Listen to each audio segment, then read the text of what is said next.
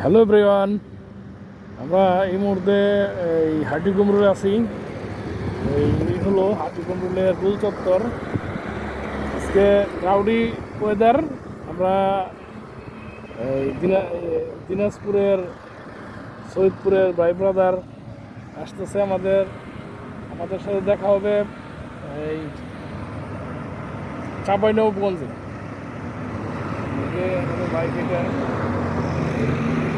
এটা দূর করতে করতে এই বাইজারের অবস্থা।